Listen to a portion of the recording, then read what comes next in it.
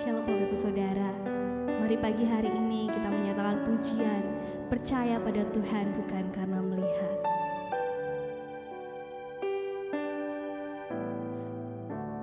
Kekuatan di hidupku, ku dapat di dalam-Mu. Kau teguhkan hatiku, tiada yang mustahil bagimu. Sebab aku percaya bukan karena melihat, namun karena firman-Mu yang selalu digenapi di hidupku. Ku percaya bukan karena melihat, namun karena firman-Mu tiada pernah berubah.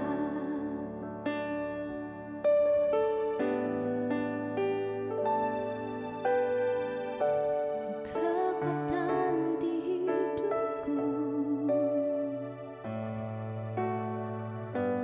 ku dapat di dalam-Mu.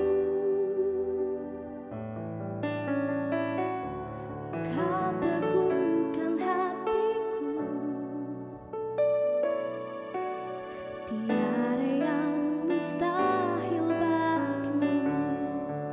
Sebab aku percaya bukan karena melihat, namun karena firman-Mu yang selalu digenapi di hidupku.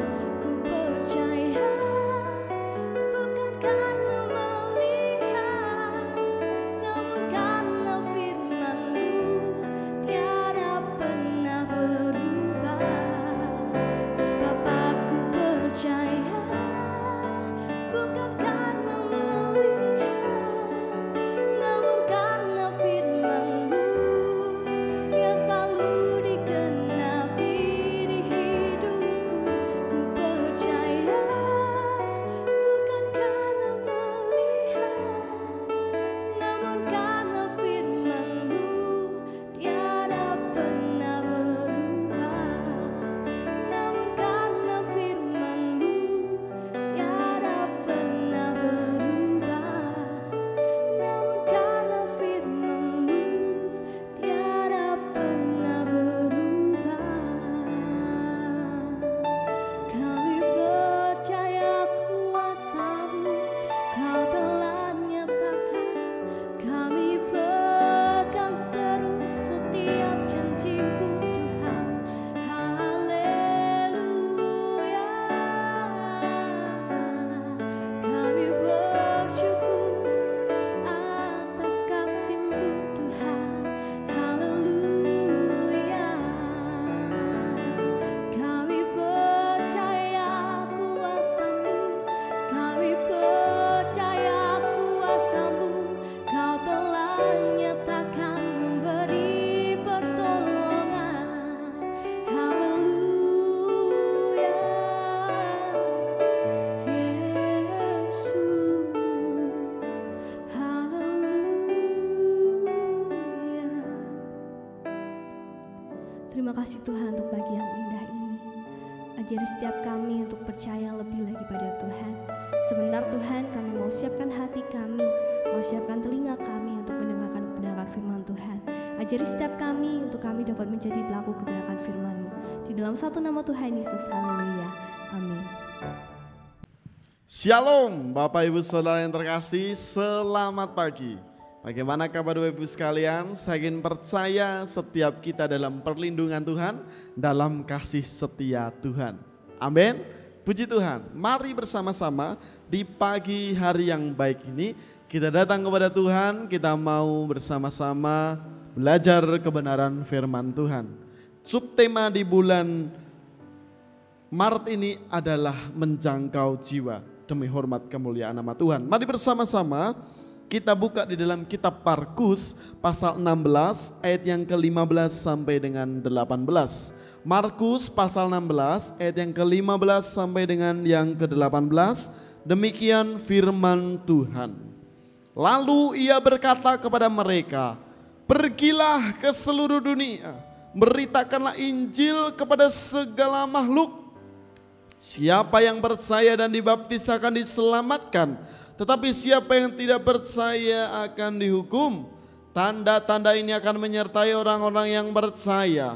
Mereka akan mengusir setan-setan demi namaku. Mereka akan berbicara dalam bahasa-bahasa yang baru bagi mereka. Mereka akan memegang ular, dan sekalipun mereka minum racun maut, mereka tidak akan mendapat celaka.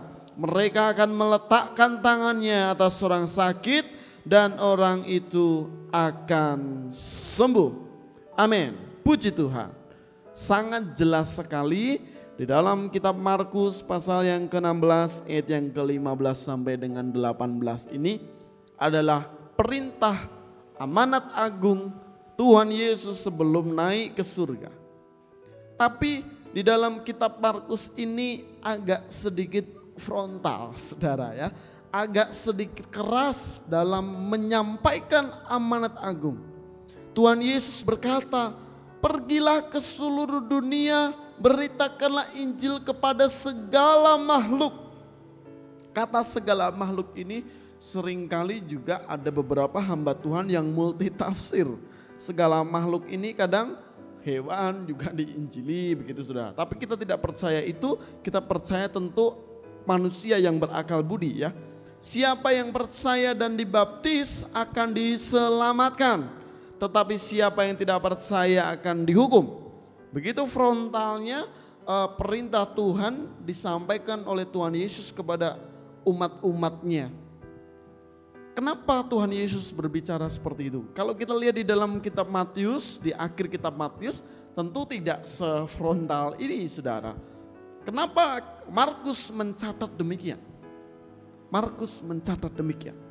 Sebenarnya ini adalah penegasan betapa pentingnya setiap kita memberitakan kebenaran firman Tuhan, memberitakan Injil kepada segala bangsa, memberitakan Injil, memberitakan Yesus Kristus, kabar keselamatan itu kepada siapapun. Kenapa? Karena yang percaya akan selamat, yang tidak percaya akan dihukum. Kalau Bapak Ibu Saudara belajar bahwa kitab Markus ini ditulis secara sederhana kepada orang-orang yang sederhana pula, maka bahasanya lebih ditekan, bahasanya lebih diperjelas bahwa orang yang tidak percaya akan Injil Tuhan, orang yang tidak percaya akan Yesus Kristus, dia akan dihukum. Jelas sekali saudara, dia akan dihukum. Maka dari itu setiap kita yang sudah percaya kepada Tuhan, mungkin Bapak Ibu Saudara melihat saudara-saudara, keluarga yang belum percaya kepada Tuhan, ingat ayat ini saudara, yang tidak percaya akan dihukum, yang percaya akan diselamatkan. Ini sebuah hal yang harus kita kerjakan. Wah mas susah, wah sulit memberitakan Injil. Oh tidak saudara, tidak sulit. Kenapa?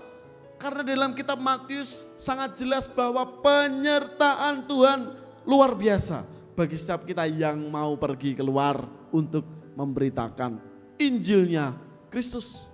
Saudara pasti akan diberikan momen demi momen, kesempatan demi kesempatan, di mana Bapak Ibu Saudara boleh menyampaikan kebenaran firman Tuhan. Bapak Ibu Saudara boleh bersaksi di hadapan orang-orang. Akan ada momen tertentu, akan ada waktu tertentu di mana Bapak Ibu Saudara akan diberikan itu. Nah, tinggal tunggu momen itu saudara, tinggal tunggu waktu itu. Selama kita menunggu waktu itu, kita mempersiapkan diri. Seringkali banyak orang-orang tidak mau menginjil, ya, tidak mau menjangkau jiwa-jiwa itu karena yang pertama ketidaktahuan. Orang Kristen ikut-ikutan, ya, lahir Kristen, terus ikut aja, udah ikut aja lah, gereja ikut aja lah. gitu. Tidak mendalami bagaimana seorang Kristen harus bertingkah, bagaimana seorang Kristen harus melakukan tugas-tugasnya. Ikut saja, ikut arus saja. Ketika menjadi orang Kristen ya ikut-ikutan saja. Ini tidak dibenarkan saudara. Tapi setiap kita harus belajar juga. Harus belajar juga. Bahwa Tuhan sudah memberikan keselamatan bagi setiap kita. Dan kita harus juga dong fair memberitakan keselamatan itu kepada orang-orang. Terutama orang-orang terdekat kita. Keluarga kita, tetangga kita, rekan sekerja kita dan sebagainya. Karena mereka adalah orang-orang yang kita kasihi, mereka adalah orang-orang yang kita sayangi. Patutlah mereka mendengar kabar baik itu. Urusan nanti dia percaya atau tidak itu bukan urusan kita, saudara. Itu urusannya Tuhan. Yang penting kita sampaikan kebenaran firman Tuhan, sampaikan kabar sukacita, kabar baik itu kepada orang-orang. Biarlah Roh Kudus yang akan bekerja selanjutnya. Tentu kita akan juga digerakkan oleh Roh Kudus untuk memprospek, ya bahasanya memprospek saudara. Tapi sebenarnya hal itu sudah diprospek terlebih dahulu oleh Roh Kudus. Haleluya. Jadi ayo mari belajar tentang kebenaran firman Tuhan lebih detail lagi, lebih baik lagi, lebih banyak lagi. Untuk sebagai bekal kita menjangkau jiwa-jiwa. Yang kedua biasanya ada rasa takut. Rasa takut yang menyelimuti kita sehingga kita takut untuk menginjil ya saudara. Bahwa firman Tuhan katakan di ayat 17, tanda-tanda ini akan menyertai orang-orang yang percaya. Mereka akan mengusir setan-setan demi namaku. Mereka akan berbicara dalam bahasa-bahasa yang baru bagi mereka. Mereka akan memegang ular dan sekalipun mereka minum racun maut, mereka tidak akan mendapat celaka. Mereka akan meletakkan tangannya atas orang sakit dan orang itu akan sembuh. Dari ayat 17 sampai 18 ini kita tahu bahwa Tuhan tidak menghendaki untuk kita takut. Contohnya detail saudara, contohnya detail yang ditakutin manusia itu sebenarnya apa? Ada survei membuktikan bahwa yang ditakuti manusia itu adalah setan. Ya, hal-hal goib, ya, setan, penampakan dan sebagainya dipatahkan oleh Tuhan. Mereka akan mengusir setan-setan demi namaku. Jadi sudah dikasih jawaban sama Tuhan. Cara ngusir setan, bagaimana kita mengalahkan setan, sudah ada jawabannya, yaitu apa? Mengusirnya demi namaku, demi nama Yesus, di dalam nama Yesus. Setan itu pergi saudara, maka tidak ada alasan untuk kita takut. Kemudian juga mereka akan memegang ular. Ular berbicara tidak hanya harafiah hewan, tetapi ular berbicara mengenai sesuatu yang mengancam kita. Kalau saudara pegang ular ya, kecuali ini pawang ular saudara ya. Kalau yang pegang ular itu di dalam hati kecil kita pasti kita akan takut. Gek ya nih, gek nyatek, gek nyokot, gek melukai kita dan sebagainya. Dan ini dipatahkan oleh Tuhan dengan kata-kata mereka akan memegang ular. Dan sekalipun mereka minum racun maut, mereka tidak akan mendapat celaka. Ini berbicara mengenai penyertaan Tuhan yang begitu komplit. Paket komplit atas hidup kita. Secara gaib kita bisa menangani itu. Secara yang kelihatan kita bisa menangani itu. Bahkan kita diberikan bahasa-bahasa yang baru. Dalam rangka apa? Dalam rangka kefasihan kita untuk menjangkau jiwa-jiwa. Ada yang mengartikan bahasa baru itu berbahasa roh. Ada juga yang mengartikan bahasa baru itu adalah bahasa-bahasa yang kita ini gak pernah pinter ngomong, tapi karena kita mau rindu menjangkau jiwa-jiwa, kemudian kita bisa ngomong itu enak begitu saudara. Dan itu yang terjadi oleh orang-orang yang menginjil. Ya, banyak kesaksian-kesaksian yang mereka ini gak pinter ngomong, tapi tiba-tiba karena ada rasa kita mau menginjil, terus kemudian Tuhan tangkap lidahnya dan akhirnya pinter ngomong saudara, pinter bersaksi, dan itu terjadi. Maka hari ini ayo bersama-sama kita belajar untuk kita minta kekuatan daripada Tuhan. Dan yang spektakuler, mereka akan meletakkan tangannya atas orang sakit dan orang itu akan sembuh. Kuncinya apa? Kuncinya Bapak Ibu Saudara memberitakan kebenaran firman Tuhan, memberitakan Injil. Kalau niat saudara berdoa mendoakan orang itu untuk memenangkan jiwa, saya yakin percaya Dia Allah yang luar biasa menggenapi firman-Nya, menggenapi janjinya. Saudara meletakkan tangan atas orang sakit dan orang itu akan sembuh. Ini berbicara mengenai mujizat, mujizat yang Tuhan berikan di dalam hidup kita ketika kita mau menjangkau jiwa-jiwa. Saya akan percaya mujizat itu tidak hanya terjadi ketika kita mendoakan orang, tapi mujizat itu juga terjadi dalam hidup kita. Dia menolong setiap kita. Dia juga memberkati setiap kita dengan luar biasa. Dan kita harus menjadi teladan. Yang pertama tadi apa saudara? Kita kadang nggak tahu, nggak mudeng, ketidaktahuan. Yang kedua ada rasa ketakutan. Yang ketiga karena kita tidak menjadi model, kita tidak menjadi teladan. Nah ini, maka kita harus menjadi teladan hidup di dalam sekeliling kita. Kita harus menjadi teladan hidup di dalam keluarga kita, di dalam rumah tangga kita, di dalam organisasi kita, pekerjaan kita dan sebagainya. Kita harus bisa menampilkan wajah Kristus itu. Kita menjadi suratan Kristus yang terbuka buat semua orang. Dan saya yakin percaya kita akan diperlengkapi Tuhan luar biasa untuk menjangkau jiwa-jiwa demi hormat kemuliaan nama Tuhan. Waktunya sudah tidak banyak lagi saudara. Waktunya sudah tidak banyak lagi. Mari bersama-sama kita pakai perlengkapan senjata Allah.